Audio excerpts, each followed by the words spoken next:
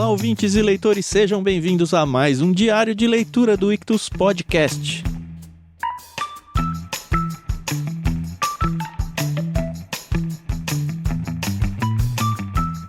Eu sou o Thiago André Monteiro, @vulgutan, e estamos aqui para continuar a nossa saga que está mais ou menos perto do fim dos irmãos Karamazov de Dostoiévski. Hoje a gente vai ler mais 2 capítulos do livro 11. O livro se chama Ivan Fyodorovitch, apesar de que ele pareceu muito pouco ainda.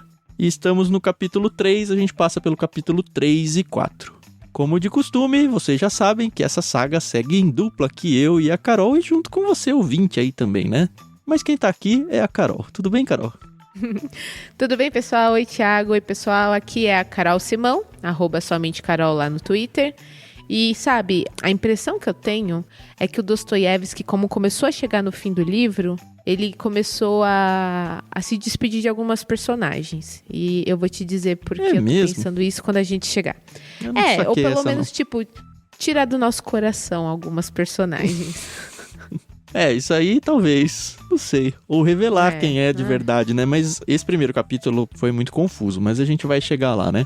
Antes da gente entrar no livro mesmo, eu queria convidar você, ouvinte, para participar do nosso canal lá no Telegram. A gente tem um canal onde a gente discute praticamente tudo do Clube Ictus, né? Você pode fazer parte desse canal, esse canal é totalmente gratuito. Para fazer parte basta você instalar o aplicativo Telegram, se aqui você já não tem ele instalado, e acessar t.me/clubeictus, tudo junto.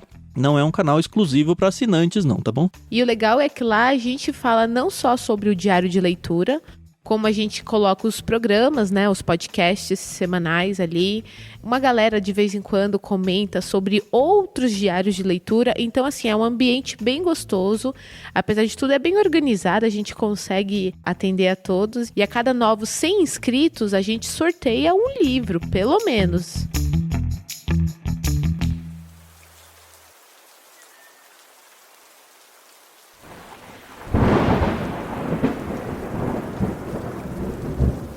Bom, mas vamos ao livro, né, Carol? Sim, vamos ao livro. Capetinha. Eu lembro que no último episódio você falou, olha que curiosidade, a gente tá na página 666, isso na edição da Martin Claret, né? Exato. Eu acho que se isso foi de propósito, foi uma sacada muito legal. Não foi, com certeza não foi. E aí o título do capítulo, ele é bem sugestivo, né? Capetinha. Eu fiquei pensando assim, eu gosto de imaginar o que vai acontecer só pelos títulos. Às vezes, os títulos eles são bem literais, né? E esse aqui eu acredito que foi bem literal. Mas teve aquele da cebola, lembra? Que eu falei, nossa, que viagem a cebola. Mas aí a gente só entendeu ao meio do capítulo mesmo.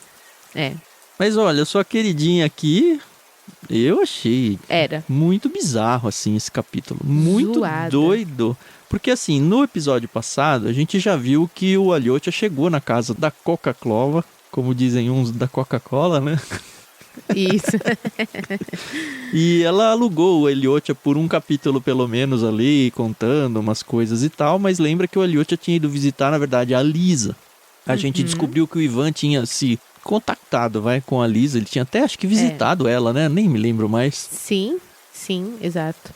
E agora, finalmente, então a gente vai ter o encontro do Alyosha com a Lisa lá na casa da Lisa. E até onde eu me lembro, os dois meio que estavam noivos. Então, eu também lembrava disso, que os dois estavam meio noivos. E ela era toda coraçãozinho e tal, mas ela é uma capetinha, né? Então, vamos situar a galera aqui. Pra quem leu, já sabe, mas pra quem gosta só de ouvir os áudios, é o seguinte. A Lisa, no início do livro, ela nos é apresentada como uma deficiente física, né? Ela é cadeirante. E durante aqui o livro, a gente descobre que depois da morte do mestre Zósimo, ela voltou a andar. Não falam que foi um milagre dele, só falam que foi depois da morte dele. E assim, Carol, pensei que, agora ela vai andar, né? Ela sempre, ali quando ela se declarou pra Alyosha lá no início, ela falou que não queria que ele ficasse com ela por pena, porque ela ia precisar de cuidados pro resto da vida, etc, né? E aí, na minha ingenuidade, e eu tenho que largar a mão de ser tão boba. Eu pensei assim, pô, agora ela anda, né? Agora os dois vão um casal jovem, bonito, cheio de vida, eles vão poder, sabe, se ajeitar. Ele possivelmente vai herdar, né, a grana do pai, ou pelo menos uma parte, e eles vão poder viver uma vida assim legal. E aí quando eu acho, na minha inocência novamente, que o Aliotti, ele também tem esse pensamento quando ele vai se encontrar com ela. Mas a menina, ela é bizarra. Ela já tava surtada, né? Lembra que a mãe tinha É. falado que ela tinha surtado com a presença do Ivan, e aí falado uns impropérios lá, lembra? Que não queria mais que ele fosse vê-la de novo, né? Eu até achei que o Ivan tivesse ido cortejar ela, né? Mas, pelo visto, não foi isso. Eu não saquei ainda do Ivan, né? Nem com as duas leituras de hoje, e a gente ainda vai mencionar Não um dá pouco pra sobre o entender. Ivan, não dá pra tirar muitas conclusões aqui, não. O que a gente começa aqui é ver que o Aliotti, ele entra no quarto da Lisa, né? E aí a Lisa tá, sei lá, meio brava com ele, porque afinal de contas ela chamou ele pra ir lá, mas a mãe dela alugou ele, como a gente viu, por um capítulo inteiro. E ela, nada boba, ela vai e escuta, né? Ela escutou toda a conversa entre o Aliotti e a mãe. E o Aliotti fica, mas por que você é assim? E ela fica assim, é porque eu sou do mal. É que eu tenho pensamentos maus. É porque eu tenho vontade de botar fogo na casa. É porque se eu fizer isso, ninguém vai suspeitar. E eu, nossa, sabe? É, assim, a estranho. primeira coisa é o Aliotti ficou chocado ao ver como ela tinha se transformado nesses 3 dias, até mesmo emagrecera. Eu fiquei pensando se seria uma boa transformação pra mim também, emagrecer em 3 dias. E um pouquinho Né? pra frente, tem todo esse início de surtada dela. Por que você me pediu pra vir hoje, Lisa? Eu queria lhe falar de alguma coisa que eu desejo. Eu quero que alguém me dilacere, que se case comigo e depois me dilacere, me engane, me deixe e vá embora. Eu não quero ser feliz. Aí eu falei, nossa, que viajada Ela essa quer menina. ser mulher de bandido, né? É, mulher de bandido. E aí ela começa a falar que ela é má, que ela gosta de ser má. E ela fala que... eu até postei isso no Twitter. Há momentos em que amamos o crime. Todos dizem que odeiam o mal, mas consigo mesmos, na verdade, todos amam o mal. Filosoficamente falando, esse capítulo é bem interessante. Mas eu jamais colocaria essa filosofia nessa personagem. Porque essa personagem, primeiro que ela não tinha profundidade até então, né? Mas assim, Pois ela é. se mostra uma pessoa questionadora do mundo, questionadora da ética do mundo. Pra que serve a ética? E nessa parte foi bem Isso. legal. Foi bem legal mesmo. Dá várias Sim, várias sim. ideias na cabeça. Mas não combinou muito com a personagem, eu achei.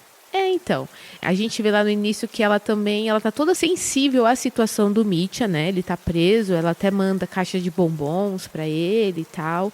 Então, assim, no início era a mesma Lisa de sempre. Quando ela começou com esse papo de que ela ama o crime, que ela tem vontade de botar fogo na casa, que ela quer ser infeliz, eu falei, gente, peraí. Ela se diverte com a isso é maldade, muito né? louco. Ela diz, Então, como seria bom se não restasse nada. Sabe, Aliotti, às vezes eu penso em fazer muito mal. Tudo o que há de pior. E fazê-lo por muito tempo, escondida. E de repente, todo mundo ficaria sabendo. Então, todo mundo me cercaria e me apontaria com o dedo. E eu olharia a todos. Seria muito divertido. O louco. e aí ela começa a dizer que ainda bem que o Aliotti não aceitou ela como esposa, né? Você entendeu que ela desmanchou o noivado aqui? Então, Ficou meio parece nessa que sim, ideia, né? É que, se você for lembrar lá no início, quando ela se declarou pra ele e ele falou que ele a amaria, a mãe dela foi meio contra isso, lembra? Sim, mas eu A mãe achei dela que falou, ela, não, não. vamos seguir. Mas não, né? Ela meio que então. desmancha com ele aqui, não é? Meio que desmancha e ainda joga na cara dele que outros homens, como o Kalganov, já se aproximaram dela, declarando seu amor por ela e que ela pode ter quem ela quer, assim. Mas de o uma forma ou Kalganov de tava outra. meio atrás da mãe dela, né? E a gente vai ver isso muito claramente no capítulo seguinte, né? O Kalganov é o amigo do... o outro seminarista lá, não é? Não, aquele é o Rakitin. Ah, tá. Então tô confundindo. Tá certo. Então o Kalganov é um dos caras que aparece por lá. É que é tanta gente também que a gente acaba até se perdendo, né? Nos núcleos. E o Aliotti é aquela coisa, sim. Ela até fala, Aliotti, se a gente ficar junto e eu deixar de te amar e eu me apaixonar por outra pessoa e eu falar pra você, eu não te amo mais, eu amo Ciclano, manda essa carta pra ele você vai fazer isso e você ainda vai trazer a resposta do ciclano pra mim. Mas vai mesmo, gente. né? Porque o Aliotti é recadista, né? A gente já falou que ele é o garoto de recados do livro. Inclusive, esse capítulo termina com ele levando recado. Ai, gente, muito bizarro, muito bizarro. E mais uma vez a gente tem que deixar claro que todo mundo já viu o Ivan, menos o Aliotti. E o Aliotti tá muito incomodado com essa questão, né? Uhum. Porque o Ivan já viu a Grutchenka, já viu a Lisa, já viu a Kokakova, já viu a Kátia, já viu o Dmitry, mas ainda não foi falar com o Aliotti. E o julgamento é no dia seguinte. O Dmitry é o próximo capítulo ainda, né? Isso. Teve um sonho muito estranho da Lisa aqui, que ela fala que sonhou com alguns demônios, que ela sonha que os demônios vêm ficando perto dela, e aí ela meio que fica atiçando os demônios, aí quando eles estão muito perto ela faz sinal da cruz e eles vão pra longe, e aí ela clama a Deus, mas aí dá uma vontade louca de ofender a Deus em voz alta. É capetinha mesmo, o título ficou muito bem. Então... E assim, sei lá, eu não gosto de mexer com essas coisas, né? Eu acho que essa parte aí tem que ficar no canto dela, né? Eu não sou muito fã disso. E, sei lá, esses últimos livros que a gente tá lendo mexe muito com essas coisas. E eu fico assim, toda arrepiada quando eu leio essas coisas assim. Tem um filme que eu gosto muito, que é o Constantine. Há muito tempo que eu vi. É bem legal. E é muito essa coisa, né, dos anjos e demônios e das pessoas aqui na Terra que tem que lutar contra isso. E veio na minha cabeça muito essa cena. Mas o que mais me impressionou é que ela conta esse sonho e o Aliotia fala, eu também sonho com isso. Então, eu ia falar isso. O Aliotia, assim, não é distante do personagem que foi construído. Mas é estranho, porque toda vez que ele é confrontado com discursos que vão contra a vontade dele, não a vontade, contra as crenças dele, ele sempre fica meio que conivente com a pessoa. E aqui, de novo, ele com a Lisa. Isentão. Então, não sei se chega a ser isentão, porque muitas vezes parece que ele concorda com a pessoa, e ele fala isso várias vezes. Eu não vi ele confrontando ninguém ainda, sabe? Mesmo quando atingem a fé dele. Não sei, talvez ele seja um meio esponja, assim, que... Ele vai aceitando o discurso de todo mundo e vai arrumando um lugar no quartinho da mente dele pra tudo. O que é bem ruim também, né? Sim. Eu acho assim que ele tem essa... Não é nem necessidade, mas é uma característica da personalidade dele de querer sempre agradar. Uhum. Ele fez isso com a Grutchenka, naquela conversa com o Ivan, lá no começo do livro, agora aqui de novo. Exato, ele fazia isso com o pai dele, tanto que o pai dele era o único que tinha um bom relacionamento com ele. Então as pessoas se relacionam bem com ele por causa disso. Ele nunca briga com ninguém, né? Então, mas eu acho que ele... Na hora que ele explodir, ele vai explodir, sabe? De um jeito que ele vai ser irreconhecível para as pessoas. Será que vai acontecer? Ia ser interessante acontecer isso no livro. Eu acho que... Dá uma louca seria nele. interessante, mas... não sei. Do Dostoiévski eu tô esperando um pouco de tudo. Essa aqui é a verdade. É interessante porque apesar desse perfil dele, eu não trato ele como um personagem banana, assim, sabe? Não. Ele é um personagem com características fortes, mas que ele nunca se impõe no discurso. Você vê o discurso dele com o menino que apedrejou ele. Uhum. Quando machucou ele, lembra? Ele foi tudo... Sim, mordeu tudo o dedo dedos. dele. Enfim, é o Aliotia. Talvez uma lição pra gente. Eu acho. Então, é isso que eu ia falar. Eu acho que assim... Ele entende essa questão do amor, né? De amar o próximo de uma forma bem real, entendeu? Porque é isso, né? O amor, ele não se ufana, não se ensorbebece. E é como ele age, entendeu? Nesse sentido, ele aprendeu muito bem o perfil do mestre Zósimo, né? Porque o Zósimo exatamente era isso, né? Mais velho, mais sábio. Mas ele se tornou um grande discípulo aqui. É verdade. Então, assim, é uma característica dele, uma marca da personalidade. Não me incomoda, eu acho... Porque, assim, apesar de tudo dele ser garoto de recados, tal, ele, pelo menos, não se mostra influenciável. E ele vai pelos recados realmente para ajudar as pessoas, né? Para tentar resolver situações e tudo mais. E sabe que assim, não é uma coisa interessante, mas é que ele não é aquela pessoa que, eu vou contar um conto e vou aumentar um ponto. Não, o remetente pode não gostar do que o destinatário vai falar, mas ele conta exatamente o que foi pedido. E isso é legal, porque ele se torna uma pessoa isenta no sentido de que, não é a minha opinião propriamente dita, foi aquela pessoa que pediu pra te dizer, eu tô te dizendo. Ele tá levando um recado da Grutchenka pro Dmitry, que a gente vai ver no próximo capítulo aqui.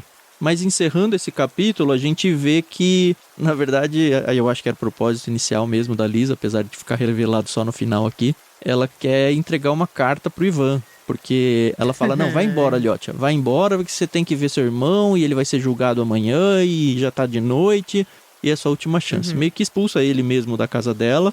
E aí, quando tá indo embora, ela entrega um bilhetinho quase escondido pra ele. E aí é uma carta selada, que eu fiquei morrendo de vontade de abrir, mas eu sei que a Liotia não vai fazer isso. Que é pra entregar pro Ivan. Eles falam, ó, vai Ivan. E aí a cena final é bizarríssima. Nossa. Pois é. Lê aí, Thiago, o finalzinho, os últimos 2 parágrafos da 673. E ela logo fechou a porta. A fechadura estalou. A Liotia colocou a carta no bolso e foi direto à escada de saída, sem passar pelos aposentos da senhora Koklakova, totalmente esquecido dessa senhora. Assim que se afastou, Lisa logo se destrancou e entreabriu a porta, colocou o dedo na fresta e bateu a porta, esmagando-o com toda a força. 10 segundos depois, soltou a mão e dirigiu-se lenta e mansamente à sua cadeira, sentou-se bem e olhou fixamente o dedo enegrecido, ensanguentado debaixo da unha. Seus lábios tremiam e ela murmurava bem depressa: covarde, covarde, covarde, covarde. E eu não sei aqui se ela tá falando do Ivan ou se ela tá falando do Aliotia. Ou dela. Ou dela, é verdade. Covarde pode ser mulher também. Que doida, gente, assim. que mina doida, que menina doida. Ela falou que queria pôr fogo na casa, lembra? No começo do capítulo. Aí, ela, então a gente percebe que ela aí tem não uma tendência a suicídio, mas ao masoquismo, sei lá. Eu não sei se você já prendeu o dedo feio assim, eu já prendi em porta de carro. 10 segundos com o dedo preso de propósito? Meu Deus! Não. Eu já aprendi uma vez na porta de um carro também, mas eu não cheguei nem a perder a unha nem nada disso. Só bateu assim e já soltou na hora.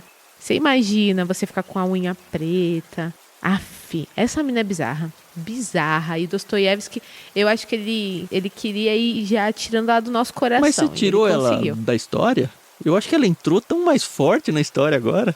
Não, o que eu quis dizer quando eu falei de me despedir de certos personagens é porque era aquela coisa... Eu não vejo mais ela como um interesse amoroso pra Liotia. Lembra lá no começo que você falou, ai, casalzinho, a gente ficou até tentando bolar uma sigla pra Liotia e Lisa. Coisas de menininha. Eu acho tão legal quando tem, mas afinal de contas aqui é Dostoiévski, né? Mas ela é uma adolescente ainda, né? É tão estranho essa profundidade pra esse personagem na idade dela, mas tá bom, né? Mais uma vez eu lembro daquele filme Anjo Mal, né? Do Macaulay Culkin. Bom, sigamos.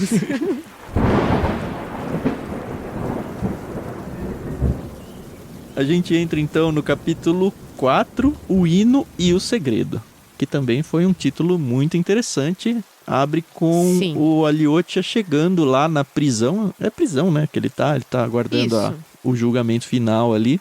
E apesar de ser de noite, os guardas meio que estão relaxando para algumas pessoas, pelo menos, e o Aliotia é uma delas, as visitas. Até porque, enfim, ele vai ser julgado amanhã, então... Né? Deixa eu entrar. E aqui mais uma vez mostra como a Liotia tem um bom relacionamento com as pessoas, né? Porque fala que mesmo se não pudesse entrar, era só ele falar lá com o diretor, né, da prisão, que ele facilmente deixaria o Aliotia entrar. E a gente vê de volta o MM, lembra dele? O Mikhail... Sim, Makarovich. Isso. Ele é o chefe de polícia. Ele no começo foi todo exaltado, praticamente já condenando o Dmitri. O Mitya, só que agora ele meio que tá... Sei lá, não sei se ele se convenceu. O livro diz que ele não se convenceu que ele é inocente, mas ele tá mais solidário, vai. Sabe o que me faz pensar aqui, conforme a gente foi lendo sobre o Mitya, como o Mitya está na prisão, é que muitos prisioneiros, né, e a gente tem casos até aqui no Brasil, de pessoas que realmente mudam de comportamento, né, de uma forma assim que você chega até a duvidar dessa nova pessoa que o prisioneiro nos apresenta, né?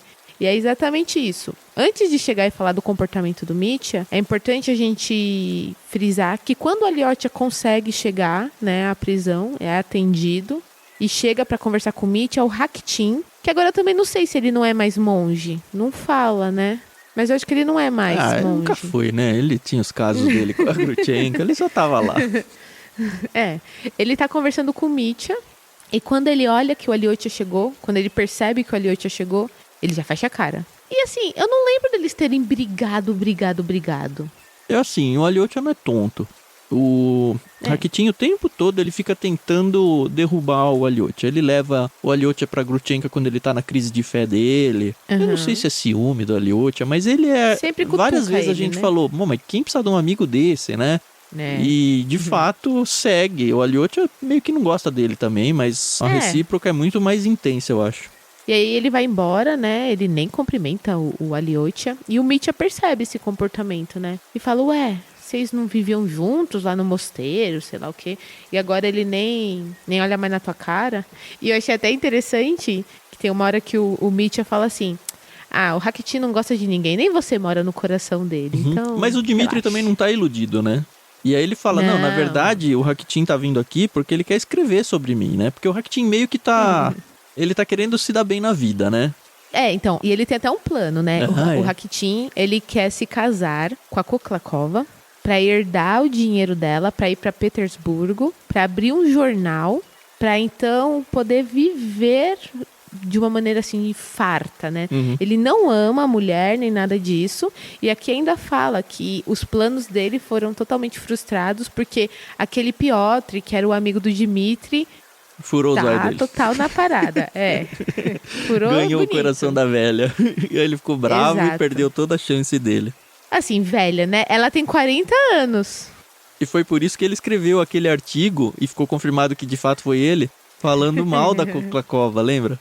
E a gente falou, da onde que ele tá tirando todas essas informações? Ele tá conversando na fonte lá com o Dmitri na prisão, né? Exatamente.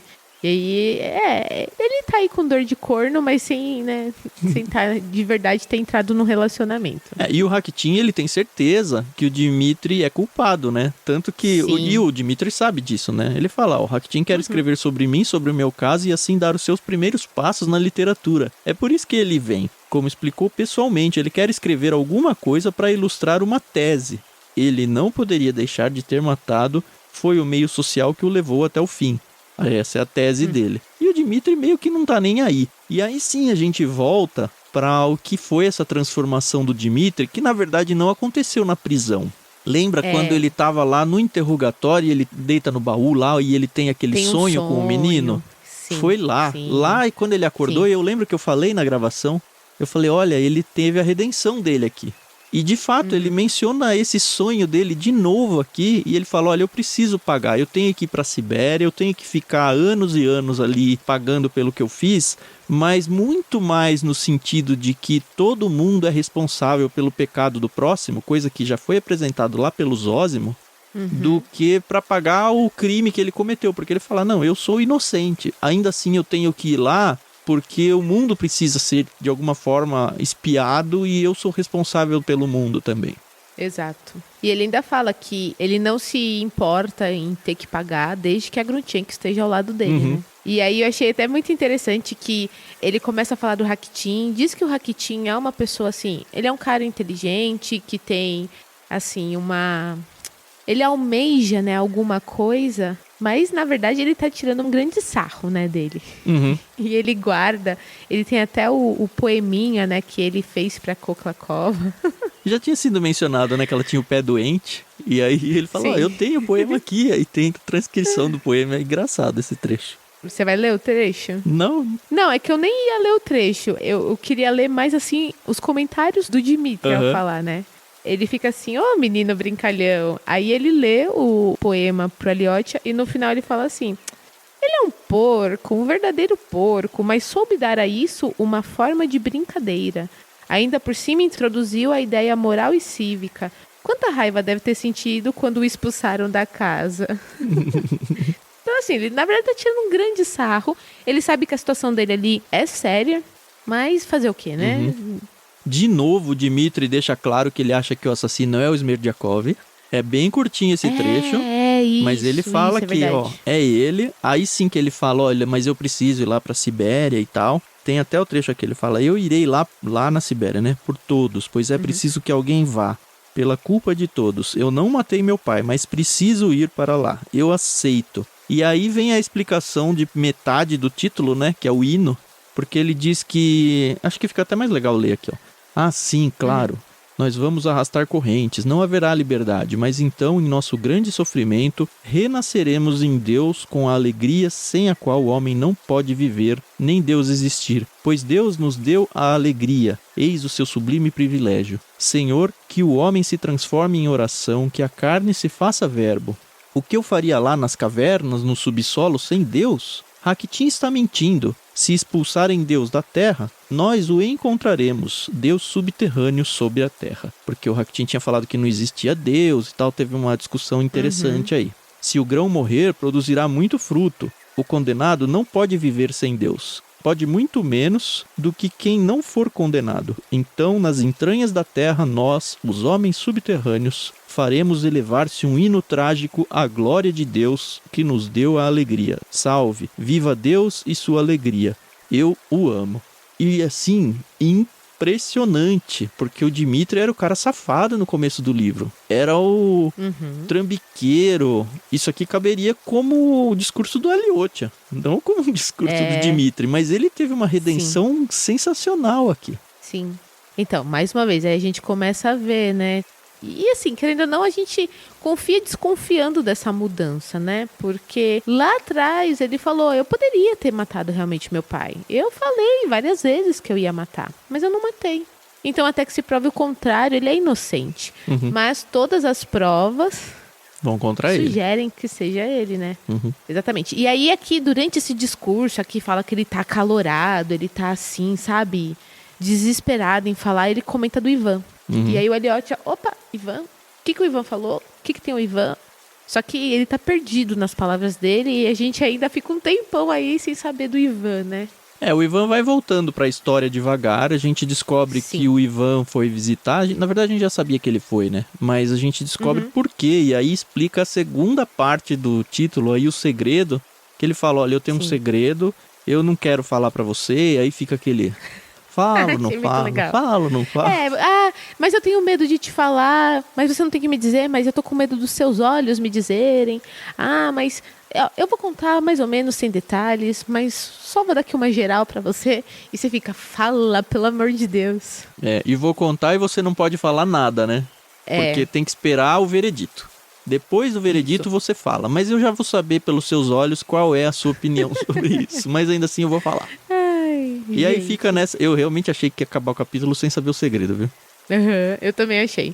Mas assim, antes dele contar o segredo, o próprio Dmitri tem certeza que ele vai ser condenado. Ele fala que o próprio advogado dele não acredita nele, que querem chamar o médico pra falar que ele é louco, e ele falou, não, eu não sou louco. E não vai atrás desse discurso, né? Ele prefere ser condenado. A Kátia tá bancando tudo e ele fala, pô, eu tenho certeza que até aquele dinheiro lá no passado que eu dei pro pai dela, ela vai querer me devolver e, sabe, eu não tô em busca de nada disso. E aí, finalmente, chega no segredo. Aliás, antes tem um parênteses legal aqui demais. Que ele fala da Grutchenka. Que o Aliotia fala que ela não tá ofendida, que ele tá, porque eu ofendi ela e tal. Mas por que você não pede perdão? Aí tem toda uma... Tem uma filosofia linda aqui. Não ouçam isso. Foi demais, Carol. Foi. O Dmitri falando, menino querido, Deus lhe permita nunca ter de pedir perdão à mulher amada por seus erros. Principalmente a mulher amada, acima de tudo, sejam quais forem os seus erros contra ela. E aí vai discursando muito legal. Ele defende a ideia de que, olha, a partir do momento que você pede perdão para uma mulher... Você fica na mão dela. Você vira pano de chão, E aí tem... Essa parte é muito engraçada, é muito boa, de verdade. E aí ele fica feliz porque, eu não pedi perdão, mas ainda assim ela não tá de mal comigo, beleza? Porque o tempo todo ele fala, mas será que eles casam a gente? Eles casam os condenados? Ele tá muito preocupado com isso. Tá muito preocupado. Ele percebe que os vigias estão vindo, né? O Dmitri percebe que os vigias estão vindo pra mandar o Aliotia embora. E ele fala, tá bom, então deixa eu contar. É o seguinte, eu quero me casar com a Grutchenka, mas a gente não sabe se eles vão fazer casamento de um condenado. Então, o Ivan quer que eu fuja pra América. E aí eu fiquei, sério que é isso? Vai fugir pro Brasil, por que não? E ainda fala mal da América. Fala que a América ainda é uma futilidade. É verdade. Mas... bom. Eles já tinham falado mal da Europa lá, lembra? Num discurso, acho que deram do Ivan, não lembro. da França ali, né? Isso. E aí o Aliotia fica muito mais preocupado em saber quem sugeriu a ideia, né? Se isso tinha partido do Dmitri ou do Ivan. Mas ele quer fugir com a Grutchenka, viu, Carol? Com a Grutchenka. Por isso que ele quer com casar. o Ivan. Isso. E aí fica nessa coisa. Não, foi o Ivan que sugeriu, ele acha. Mas, só vai acontecer se eu for condenado, tá? Se eu for absolvido, eu fico por aqui mesmo. Aí caso com a Grutchenka, mas esse trecho que você falou é importante, ó. O Aliotia fala, diga-me uma coisa, disse Aliotia. Ivan insiste muito nessa fuga? Quem foi o primeiro a ter essa ideia? Ele. Foi ele quem teve a ideia. Ele insiste bastante. Nunca vinha me ver. Depois veio, de repente, há uma semana e logo me contou essa ideia da fuga. Ele insiste o tempo todo. Ele nem sugere, ele manda. E é bem estranho, né? E eu já percebi que o Aliotia sacou alguma coisa, mas eu não saquei. Sim. E ele não contou pra gente que ele sacou. E aí o Aliotia fala, pô, mas o Ivan não queria nem que você contasse pra mim? Ele não queria que eu contasse pra absolutamente ninguém. E aí o Aliotia fala, não, tudo bem, realmente não tem como a gente tomar nenhuma decisão agora, só depois do veredito, depois do julgamento, você decide o que você vai fazer da sua vida. E lembra que o Aliotia falou que ele vinha amando da Grutchenka e que tudo que fosse contado pra ele, ele ia contar pra Grutchenka. Então já espera que a Grutchenka vai ficar sabendo disso também. Sim, e é muito interessante também a gente falar aqui que, o Dmitri tem certeza que o Ivan acha que o Dmitri matou o pai. E mesmo assim ele quer que o Dmitri fuja. E ele se preocupa muito com a opinião do Aliotia, né? Ele fica com medo de perguntar. É tão bonitinha essa parte, Carol.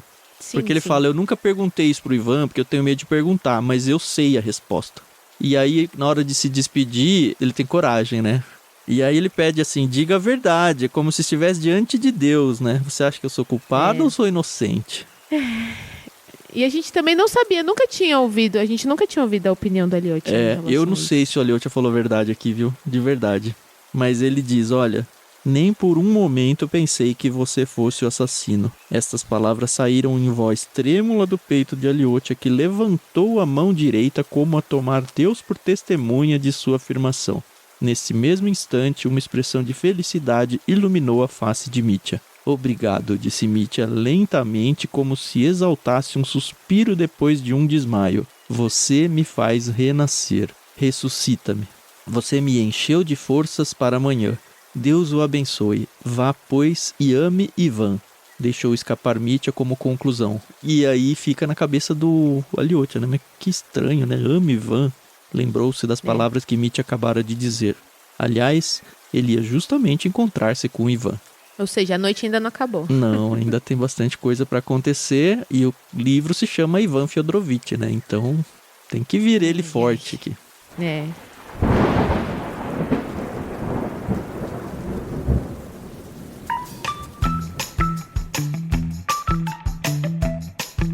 A sensação, às vezes, que eu tenho é que a gente tá nadando e não estamos nem chegando perto da praia. A gente tá quase na página 700 aqui, 688 agora. Lembrando que o livro vai até a 900, então ainda tem 200 e poucas páginas. E eu sempre lembro que 200 e poucas páginas dá tempo de escrever um livro muito bom. Sim, mas de fato, tá chegando perto do fim e eu não tô vendo luz no fim do túnel ainda não. Tem muita coisa aberta aí. E, pessoal, se vocês ainda não foram atrás da entrevista com Daniel Heinck, que foi um dos nossos peixes grandes de 2021, vá lá. E ele fala muito dessa questão, né, que é o grande mote do livro, né? Matou ou não matou? E pelo que eu tô sentindo aqui, a gente não vai saber, viu? Eu ia falar pra pessoa não ir ouvir antes de acabar esse livro, viu? Deixa pra ouvir esse episódio dele, porque ele dá um spoilerzinho ali. Mas depois desse áudio, eu acho que o spoiler já não é mais tão forte. Não sei. Não sei. Fica por sua conta e risco. A gente já publicou lá. Se a pessoa segue publicado. A gente, já ouviu. Mas eu acho que, infelizmente, vai ser naquela coisa, né? Traiu ou não traiu? Mas assim, tem tanta ponta solta no livro, tanto personagem pra ser resolvido, a gente já se acostumou com a velocidade em que as coisas acontecem no livro. Pra ele resolver tudo, eu acho que ele vai ter que correr. Só que correr não combina com o livro, então eu acho que ele não vai resolver tudo. Esse que é a questão.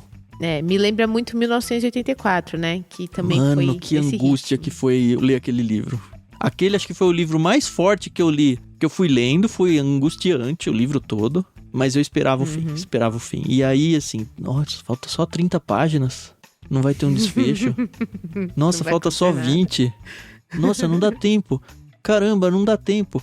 E assim, foi me dando muita angústia. O final dele é fantástico. Eu espero que um dia a gente tenha a oportunidade de trazer ele pra cá também.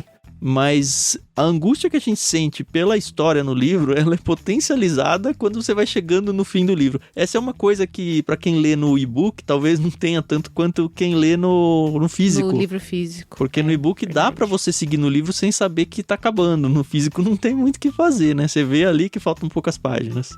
Mas é isso, Tan. Acho que a gente já falou tudo que tinha que falar pra hoje. Fizemos todas as nossas observações, né? Não tem muito aí pra onde avançar. Só esperar mesmo. E senhores ouvintes, ajudem a gente a continuar existindo, por favor. Você pode fazer isso de tantas e tantas formas. Você pode comprar todas as suas coisas na Amazon a partir do nosso link. Saia lá do nosso site ictus.com.br/Amazon.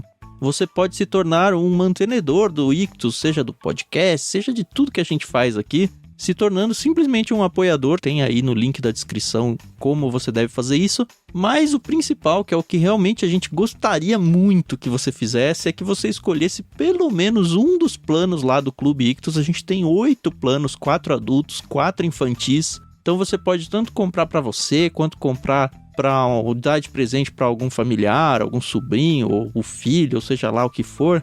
Lembrando que nenhum dos nossos planos eles têm carência, então você pode entrar e sair a hora que você quiser, mesmo que você fique um mês só, não tem problema nenhum. Seria um jeito muito legal de você realmente se inserir no universo literário e ajudar a gente a continuar existindo. Considere com bastante carinho, cada plano lá tem um perfil diferente. Você pode ter todos os detalhes em ictus.com.br, tá bom? É isso. Muito obrigado mais uma vez por estar com a gente. A gente volta no próximo episódio com mais um trechinho do Irmãos Karamazov, que está chegando no fim e vai deixar muita saudade. Tchau, tchau, galera. Vai mesmo. Tchau, pessoal. É isso aí. A gente se ouve no próximo episódio. Até mais.